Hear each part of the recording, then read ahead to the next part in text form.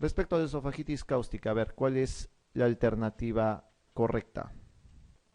¿Las lesiones por ácido son más profundas que la producida por los alcalinos? No, ¿no es cierto? Es la de los alcalinos más profundas. ¿El esofagograma es la prueba diagnóstica de elección? Esofagograma me refiero a una radiografía de esófago, si quieren con o sin contraste.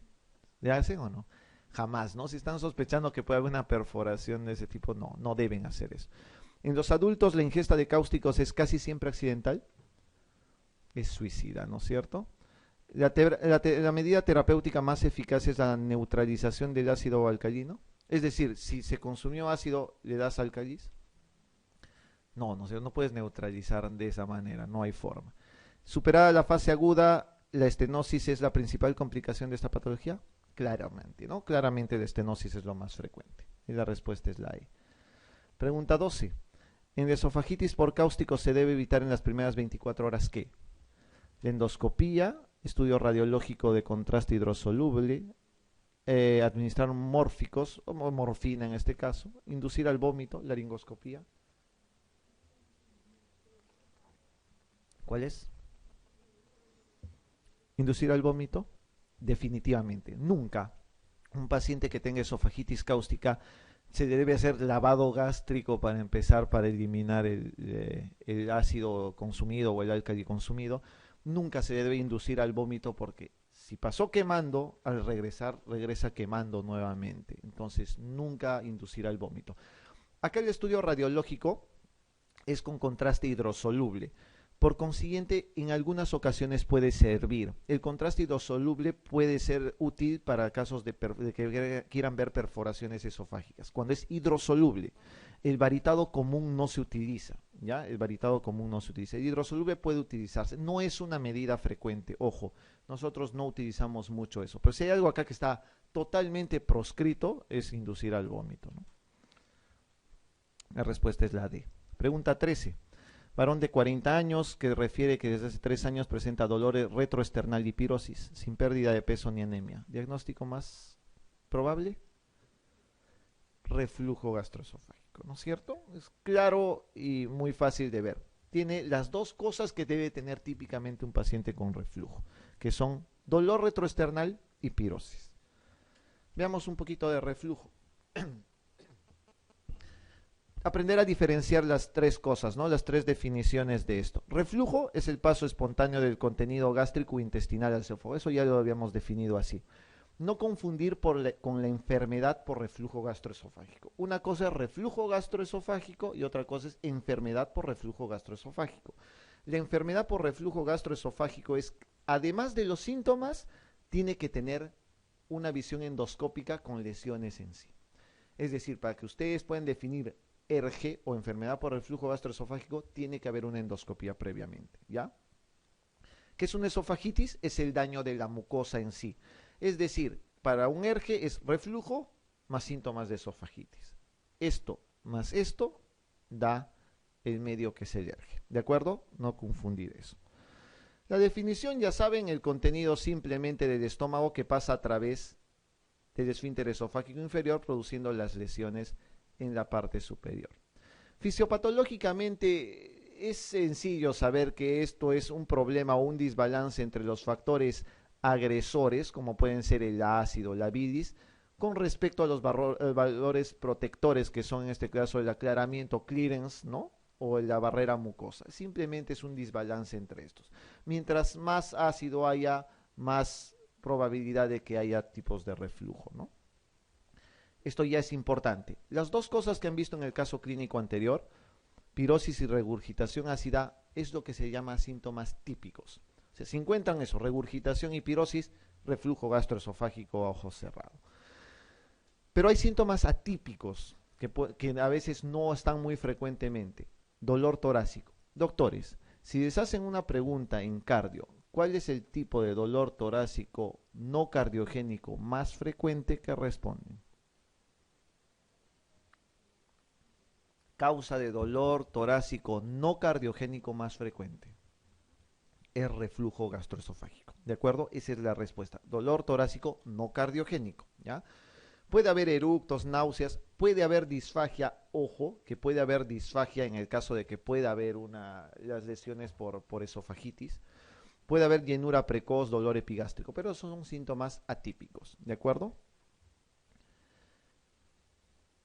Una vez más, y se los vuelvo a repetir, ¿cuál es el método diagnóstico de elección para reflujo gastroesofágico? ¿Para reflujo gastroesofágico? Pues no. Justamente se los pongo para que me respondan endoscopía alta y no. El diagnóstico no se hace con endoscopía alta, ¿de acuerdo? No se hace con endoscopía alta. La endoscopía solo sirve para ver si hay lesión de mucosa, es decir, para ver si hay esofagitis, pero no ver el reflujo en sí. La endoscopía alta se hace para pacientes básicamente que quieras descartar alguna otra patología que pueda dar reflujo en este caso, ¿no? Y eso va a ser importante de que lo mencionemos. En pacientes con síntomas de enfermedad complicada y generalmente la sensibilidad y especificidad es un poco limitada para algunos de los casos. La especificidad es 90%, pero endoscopía alta no se utiliza para el diagnóstico de reflujo gastroesofágico, ¿ya? Mucha atención con eso. Miren, esto es lo que se puede hacer endoscópicamente, ver algunas causas que puedan ocasionar el reflujo. Esto es una hernia hiatal. De repente han escuchado el nombre de hernia hiatal. Usualmente esto es el endoscopio y este es el esfínter esofágico inferior. Cuando nosotros damos la vuelta así en forma de U con el endoscopio, vamos a ver esta imagen. Así debe estar un esfínter esofágico inferior, bien cerradito. Debe calzar y cerrar exactamente con el endoscopio. Eso quiere decir que este esfínter esofágico inferior realmente es competente. En una hernia hiatal va a pasar esto. Es decir, el estómago se va a subir por encima del diafragma, de la pinza diafragmática. Por consiguiente, van a ver esto ustedes a la retrovisión. Simplemente está abierto y todo el endoscopio puede bailar encima de él. Entonces, ¿esto qué ocasiona? Una hernia hiatal, ¿qué ocasiona? Básicamente, reflujo gastroesofágico porque no hay un cierre real del esfínter esofágico inferior. Eso es una hernia del hiato. ¿Qué se hace con esto? ¿Qué hacemos con él si tenemos una hernia hiatal? ¿Cirugía? ¿Cirugía? Pues nada, doctores, no hagan nada, no me lo malogren al paciente. La gran mayoría de los pacientes que tienen hernia hiatal no se deben operar, la gran mayoría, a no ser que sea realmente muy grande o ocasione otros síntomas muy molestos como síntomas extraesofágicos. En esos casos se debe hacer una cirugía. Si las hernias son pequeñas, básicamente el tratamiento es sintomático. ¿Por qué? Porque hacer una cirugía antirreflujo en este caso, básicamente lo que va a dar es mayor problema. Les vas a producir disfagia porque lo vas a cerrar absolutamente todo. A veces la consecuencia quirúrgica es peor que el síntoma que tenía previamente. Entonces solo se operan digamos, las hernias que son muy grandes y con síntomas extradigestivos, ¿ya? Y es precisamente a eso lo que quiero llegar. ¿Cuáles son los síntomas extradigestivos? Y esto es muy importante para ustedes. Y no solamente para ustedes, porque no solamente para gastro sirve, sino para otras especialidades como los que van a hacer neumo, o los que van a hacer pediatría, o los que van a hacer otorrino. ¿Por qué? Porque aparte de los síndromes esofágicos que ya conocen ustedes, existen síntomas extraesofágicos, como por ejemplo el síndrome de tos por reflujo. Hay pacientes que tosen y tosen y tosen semanas, meses, años, obviamente descartando tuberculosis, que es la primera causa de tos crónica, más de 15 días. Si descartas eso, tienes que descartarle el reflujo por tos crónica, ¿de acuerdo? Eso es bien común. Hay laringitis, hay pacientes que tienen, la voz bien ronca o bien gruesa y usualmente tienen una especie de resfríos, entre comillas, episódicamente. Y todos creen que está mal y realmente lo que pasa es que el ácido que regurgita quema las cuerdas vocales y da laringitis por reflujo. Típica causa de interconsulta de los otorrinos hacia nosotros para descartar reflujo, por ejemplo. Hay niños que tienen mi hijito tiene asma, salbutamol, corticoides, salbutamol, nunca mejora el niño, ¿no? Lo atiborran hasta que está todo cuchinoide el enano. y se cura con omeprazol simplemente, porque simplemente es tratamiento para el reflujo y se acabó el problema del asma, ¿no? Mi hijo es alérgico a todo eso, hijito, ¿no? Pero realmente hay asma por reflujo también, entonces esa es una parte de reactividad bronquial que hay que descartarla siempre, ¿no? Hay problemas de erosiones dentales, caries dentales, se daban todos los días, se cepillan todos los días 3 veces al día y siguen teniendo caries, ¿no? Es porque tienen reflujo y eso también produce lesiones dentarias, ¿no? Esos son los que están establecidos totalmente, ¿ah? Hay otros que están en estudio, es decir, que hay asociaciones propuestas, pero sin embargo no hay todavía un consenso claro, es decir, hay mayor riesgo, pero no necesariamente consensado. Faringitis, sinusitis, fibrosis pulmonar, por ejemplo, e incluso otitis media recurrente. Mucha atención a eso. Entonces, para que no se olviden, síntomas extradigestivos, ¿ya? Sinusitis, laringitis, laringoespasmo, asma, bronquitis, todo eso pueden encontrar. No olvidar esos detalles que son muy importantes. Ok, acá viene un poco ya lo que es el diagnóstico realmente de esto. Usualmente el método diagnóstico suele ser la medida del pH, ¿no? Suele ser la pHimetría, ¿no? Es lo más frecuente, ¿no? Los pacientes que tienen pHimetría se hacen en pacientes que tienen básicamente una endoscopía normal, ¿no? Y eso es 50-70% de los pacientes tienen endoscopía normal en reflujo. Y en estos pacientes se les hace la medida del pH en sí. ¿Cómo se hace la medida del pH? Se puede hacer de esta manera, ¿no? Tienen un catéter acá que tiene un dispositivo cual mide la cantidad de reflujo ácido en sí y eso va a este dispositivo de monitoreo, donde después de 24 horas, por eso se llama pHimetría 24 horas, se hace la lectura de cuánta cantidad de reflujo hubo durante todo el día. Obviamente andar con tu cable ahí suele ser bastante pesado durante un día, ¿no? Entonces, ese es el catéter transnasal. También existe el método de wireless o cápsula de Bravo, que es este. Simplemente por endoscopía va, se deja esta cápsula, se clipa dentro del esófago y eso manda señales hacia un dispositivo vía wireless, ¿no? Simplemente se hace la medida de la pHimetría con eso, ¿no? De acuerdo. Eso hay, sí hay, eso ya cae en todo lado. En esta época moderna, pronto tenemos Bluetooth, Wi-Fi. Entonces, ya se puede hacer estas cosas, no hay ningún problema. Ambos dispositivos son igual de similares. Obviamente que el catéter transnasal es un poco más pesado por tener el cable ahí, ¿no? Para el otro necesitas hacer una endoscopía y clipar la cápsula dentro para que no se mueva, pues para que no se quede ahí. Si no, pasaría de largo. Esto es algo que es nuevo, pero ya lo tienen que saber, la impedancia esofágica. Hay algunos casos en que la pHimetría no suele ser tan efectiva tampoco.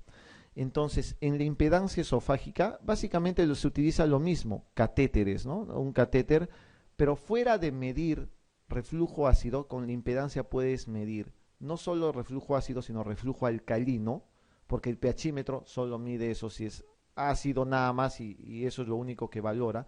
Y en este caso mide si es ácido, alcalino e incluso eh, la característica que tenga el alimento que hace reflujo, si es gas, si es líquido o si es sólido. Eso es lo que hace una impedancia esofágica. ¿Eso tenemos? Sí. Generalmente lo hacemos solamente en hospitales grandes, ¿no? Tanto Revaldeati como el Hospital Almenara, por lo menos en la parte segura. Esos son los hospitales grandes los que hacen esto. Pero sí, la impedancia es algo que ya se utiliza y es frecuentemente utilizado. Ahora, hay impedancia pHimetría. Ese mismo catéter no solo mide el tipo, sino también mide el pH de por sí. Entonces, si ustedes les preguntan en el examen cuál es más, digamos, más sensible y más específico, y encuentran entre pHimetría e impedancia o pHimetría, marcan impedancia o pHimetría, o sea, eso ya a ojos cerrados. Las preguntas antiguas quedan en pHimetría, ¿no? Pero si encuentran ahora impedancia con pHimetría, marcan impedancia con pHimetría. Hay impedancia manometría también, pero la impedancia manometría mide ya también la presión, ¿no? La presión en el esfínter esofágico inferior. Igualito utiliza catéteres de ese tipo. Este es un equipo de manometría de alta resolución, donde se puede hacer impedancias y todo eso. Eso sí, sí tenemos nosotros. No necesito que sepan esto, porque para esto se necesita también un buen tiempo, un entrenamiento para poder ver y leer cómo se debe ver si hay reflujo o no hay reflujo. Esto es lo que se ve usualmente en una manometría de alta resolución. ¿Se hace radiología? Pues ya no. Hace mucho tiempo que ya no se hace radiología, pero sirve para reflujo, no para reflujo, pero sí para esofagitis. Pero en caso de esofagitis severa, podría verse realmente. Si hay una esofagitis leve, el radiólogo tiene que ser un radiólogo, pero sumamente experto para ver las lesiones. Si no, no van a poder verlo. Miren, si yo le quito las flechas, nadie ve las úlceras aftoides acá, por ejemplo, ¿no? Estas son las úlceras aftoides acá, ¿no? Que se pueden ver en el caso de una esofagitis severa. ¿Cuáles son las opciones de tratamiento? Siempre en los pacientes que tienen reflujo gastroesofágico, doctores, medidas higiénico-dietéticas, ¿no? Levantar la cabecera, ¿no? Evitar obviamente acostarse 1 o 2 horas después de ingerir los alimentos, pero hay algo que sí está recontra demostrado que disminuye la cantidad de reflujo. Bajen de peso, doctores, es la obesidad. Si hay obesidad y reflujo, lo primero que tienen que pedirle al paciente es que baje de peso. Y eso está altamente demostrado con muchos estudios que disminuyen mucho la cantidad de reflujo. La terapia farmacológica, pueden encontrar todo esto para reflujo. Antiácidos, bloqueadores H2, inhibidor de bomba de protones y prokinéticos. Pregunta de examen entonces, ¿cuál de ellos es el de elección? ¿El antiácido, el H2 bloqueador, el IBP o el prokinético? Bombas. El IBP es el método de elección para reflujo gastroesofágico. Otra pregunta de examen. De los inhibidores de bomba, ¿cuál es el más efectivo? Omeprazol, esomeprazol, lansoprazol, rabeprazol, tenatoprazol. ¿Cuál? Ninguno, doctores. Cualquiera de ellos puede utilizar con la misma eficacia y efectividad, así que no se hagan ningún problema con eso. Cualquiera de ellos tiene muy buen efecto. La ventaja que tenía el esomeprazol es que su inicio de acción es a las 24 horas, de los otros es a las 48 horas, nada más. Al final, a largo plazo suele ser sumamente igual con esomeprazol, pero básicamente todos tienen la misma efectividad a largo plazo, ¿ya? Eso no tiene ninguna preferencia. Discretamente mejor el esomeprazol, discretamente mejor. Se hace cirugía, en el caso de que haya hernias diatales que deban de operarse, ya les dije que la mayoría no se operan, se hace otra cirugía con nombre propio, que es la funduplicatura de Nissen, que básicamente es hacer abrazar el fondo del estómago sobre el esfínter esofágico inferior para producir continencia, ¿no? Eso es lo que hace, abrazar el fondo del estómago sobre el esófago para tratar de cerrarlo. Esa es una funduplicatura de Nissen. En cirugía, pregúntenle siempre al doctor de cirugía, existen varias variantes ahora de las funduplicaturas. Funduplicatura de Toupet en 270 grados, hay unas variantes diferentes. Hasta el momento lo que utilizamos es funduplicatura de Nissen, pero no sé si utilizarán de repente ellos con una nueva estadística más. Hasta el momento es funduplicatura de Nissen. Ya saben entonces el enfoque del ERGE. Esto es para ustedes y esto es para su vida diaria, porque esto van a encontrar en todos los casos. Va a venir mamá, papá, primos, tíos preguntando siempre por lo mismo. Si un paciente tiene reflujo, dolor y regurgitación, o sea, ardor retroesternal y pirosis en este caso con regurgitación, y tiene ERGE, primero busquen si hay signos de alarma. ¿Qué es un signo de alarma?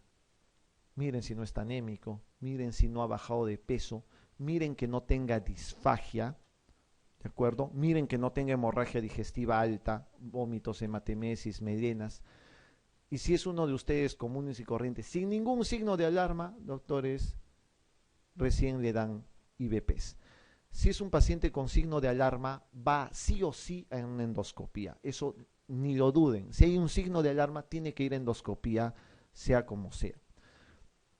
Si no hay signos de alarma, fácil, simplemente IBPs por 8 semanas. De 4 a 8 semanas, son 2 meses, no 3 días ni 4 días, son 2 meses, básicamente con medidas higiénico-dietéticas. Si mejora, el tratamiento es a demanda. Si no mejora con las 8 semanas de tratamiento, nuevamente va al gastroenterólogo para una endoscopía, necesariamente. ¿De acuerdo? Ese esquema deben utilizar ustedes para su vida diaria siempre. Signos de alarma, no se olviden: disfagia, hemorragia, anemia, baja de peso. Eso es muy importante. Cualquiera de esos implica endoscopía siempre. Pregunta 14. ¿Cuál de las siguientes situaciones no determina la aparición de reflujo?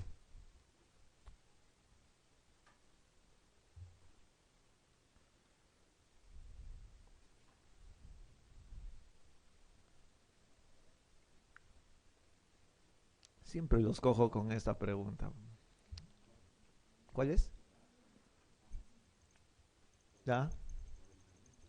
Así es. Todo el mundo lee hernia y como les he hablado de hernia como media hora, saben que les he dicho que era una hernia. Pero esa hernia que han visto es una hernia por deslizamiento. Esta hernia paresofágica es una hernia que está al lado del cardias, que usualmente es competente. Entonces, esa hernia que está al lado no es una causa de reflujo. Lo demás, miotomía de Heller, esclerodermia, estenosis, sí pueden dar reflujo. ¿Ya? Respuesta a la A. Pregunta 15. ¿Cuál es el tratamiento quirúrgico indicado para el reflujo gastroesofágico grave? Esta es una pregunta de hace 2 años del examen de residencia, por ejemplo. ¿Cuál es? Tratamiento quirúrgico para el reflujo gastroesofágico grave. ¿Dudas? Porque les digo que es una pregunta de examen, no crean que es difícil, es sencillísimo. ¿Cuál es? La C, ¿no es cierto? Es una funduplicatura de Nissen. No hay nada de dudas ahí. En cáncer de esófago, usualmente, estadísticamente es mucho más frecuente que sea en varones mayores de 50 años, usualmente, con nivel socioeconómico bajo y factor de riesgo alcohol y tabaco. Eso es lo más frecuente. Actualmente, obviamente, ya que las mujeres han tomado el poder y la batuta, ahora como fuman, toman y llegan a más de 50 años, casi se va a equiparar la estadística básicamente porque el factor de riesgo es básicamente alcohol y tabaco en este caso. Estas estadísticas de antes era precisamente porque antes la cantidad de alcohol y tabaco era mucho más marcado en varones, ¿no? Ahora todavía sigue siendo un poco mayor en varones, pero con mucha tendencia a aumento en mujeres. No olviden que teológicamente puede haber fuera de esto acalasia en el tercio medio. No se olviden que la acalasia puede dar de todas maneras un cáncer, ¿no? El síndrome de Plummer-Vinson, ¿recuerdan? O el de Patterson-Kelly, la membrana esofágica, ¿sí? En pacientes con anemia ferropénica, puede ser una causa. Tirosis, ¿qué es tirosis? ¿Quién va a postular a dermato? Nadie ahora, nadie quiere dermato. ¿Qué es la tirosis? Otro nombre de la tirosis es queratosis palmoplantar. Queratosis palmoplantar. En la queratosis palmoplantar existe otro riesgo también de cáncer de esófago. El esófago de Barrett, no se olviden que es una metaplasia intestinal, ¿no? Es una causa de cáncer. De esofagitis cáustica ya mencionada y sustancias calientes. Entonces, esas son las causas usualmente de cáncer de esófago. No olviden que existe dos tipos de cáncer, que son el adenocarcinoma y el carcinoma epidermoide. Son dos tipos de cáncer. Por favor, no olvidar, el carcinoma epidermoide usualmente es de la parte tercio medio, tercio superior, porque tiene que ver con el músculo estriado. Eso es el carcinoma epidermoide. Generalmente el adenocarcinoma es más frecuente en el tercio inferior del esófago, ¿de acuerdo? Entonces, los lugares de asentamiento usual del carcinoma epidermoide son tercio medio y tercio superior, y del adenocarcinoma es tercio inferior. Eso es bien común que deban de revisar, ¿de acuerdo? Un esófago de Barrett, como en este caso, en un paciente que tiene una hernia, por ejemplo, da este tipo de metaplasia, ¿no? De metaplasia intestinal. Por consiguiente, ¿qué tipo de neoplasia va a producir? Un adenocarcinoma porque es del tercio inferior. El Barrett no produce epidermoide, por ejemplo. Es adenocarcinoma lo que va a producir. Esta es una tirosis, esta es la queratosis palmoplantar, ¿no? Contiene riesgos también de cáncer de esófago. No olviden cáncer epidermoide y adenocarcinoma. Tercio superior y tercio medio, epidermoide, tercio inferior, adenocarcinoma. Más frecuente ubicación del cáncer, siempre en el tercio médico. Eso es lo más frecuente, en el tercio medio. Los síntomas, básicamente, disfagia, no se olviden, hay disfagia, hay pérdida de peso y menos frecuente hay odinofagia y fístula traqueoesofágica. Pero lo más frecuente que van a encontrar en un cáncer de esófago siempre es disfagia. El diagnóstico pueden hacer de varias formas. Sin embargo, ahora sí, con más razón ya tienen el gol estándar. ¿Cuál es? Ahora sí es endoscopía con biopsia, ¿no? Es la endoscopía y la biopsia. ¿Pueden usarlo con radiología? Sí, lo pueden hacer, pero no van a ver la estirpe. Necesitan una biopsia, ¿no? Y esto es, por ejemplo, miren, un cáncer de esófago. Muy notorio, ¿no? Tiene la mucosa del esófago y una tremenda lesión ulcerada, ¿no? En esta zona. Proliferación y úlcera. Ese es un cáncer de esófago. ¿Para qué sirve la ecoendoscopía? La ecoendoscopía, el otro nombre es ultrasonografía endoscópica, ¿no? Es una ecografía que se hace bajo un método endoscópico y es básicamente para ver la penetración que hay del tumor en las paredes del esófago, nada más. ¿Para qué sirve? Sencillo, para estadiar. Si tú tienes una lesión que afecta solamente la mucosa acá adentro y la submucosa, ¿qué haces? ¿Lo operas? No. Si tiene solamente afectación de mucosa y submucosa, se hace un tratamiento endoscópico. Nada más. O sea, se hace una resección bajo endoscopía directa, nada más. Pero si ha pasado la muscular, olvídense, eso va a cirugía porque la probabilidad de metástasis es muy alta. ¿De acuerdo? Entonces, muy importante. Para eso sirve la ecoendoscopia. ¿Con algo más se puede hacer estadiaje? Tomografía, ¿no? Se puede hacer una tomografía torácica, ¿no? Tóraco-abdominal y se hace estadiaje con eso para ver ganglios también. Entonces, se puede hacer estadiaje con ecoendoscopía o con tomografía. El manejo es básicamente si es que hay posibilidades la intención curativa, pero si ya no hay forma de o hay mucha metástasis, en este caso es paliativo nada más.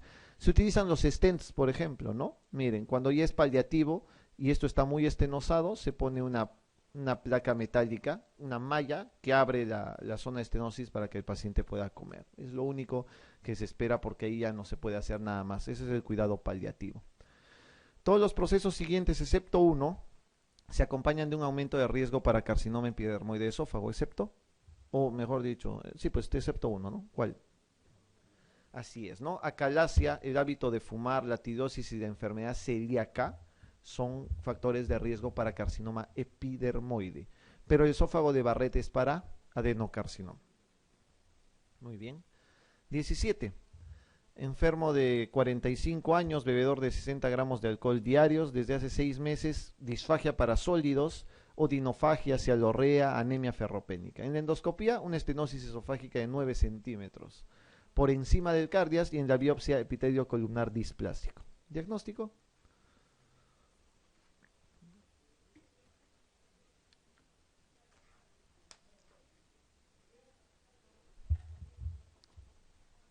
¿Algún diagnóstico? Está cantado, ¿no? Hay baja de peso, tiene factores de riesgo como ser bebedor, tiene ya una estenosis en esa zona. El epitelio columnar es displásico. Cuando hay displasia y sobre todo si hay displasia severa, que eso debería ser especificado en la pregunta, no lo especifican ahí, pero si hay displasia severa ya prácticamente hablamos de una neoplasia, ¿no? Es un cáncer de esófago.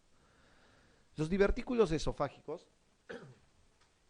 este es un tema bastante cortito, pero es importante también. Existen divertículos verdaderos, que son los que están compuestos por mucosa, submucosa y muscular. Eso es un divertículo verdadero.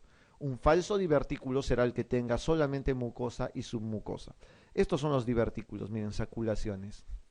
Entonces puede haber divertículos tanto en tercio superior como en tercio medio como en tercio inferior. Y cada uno tiene una característica especial. Para empezar, el Zenker. El Zenker tiene la característica de ser un divertículo que está ubicado entre estas dos estructuras musculares.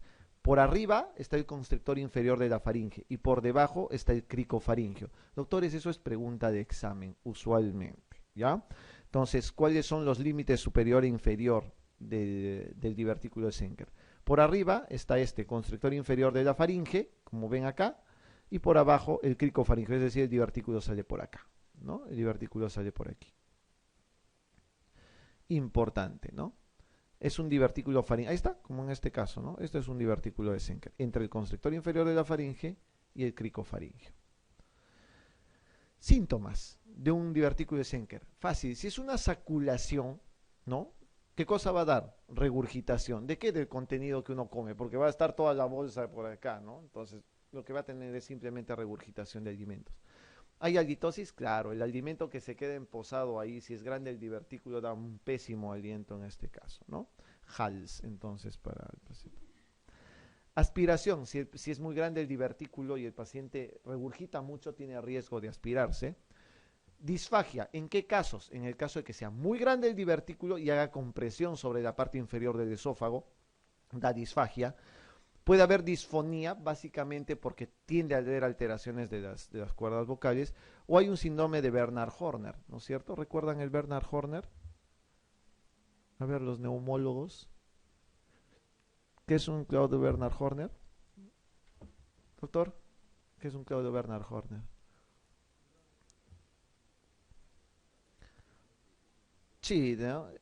Usualmente es un tumor de Pancoas, ¿no? Sí, es cierto, es por compresión simpática fundamentalmente, ¿no? En la cual, en la parte neumológica usualmente es un tumor de Pancoas, del ápice pulmonar, ¿no es cierto? Y ese tumor de Pancoas hace la compresión simpática en sí y produce ¿qué? Miosis, tosis palpebral, exoftalmos, ¿no es cierto? Enoftalmos, así es, enoftalmos. Ese es un Claudio Bernard Horner, ¿no? Y eso puede pasar en alguno de los pacientes que tienen por compresión cervical. ¿Cómo se complica?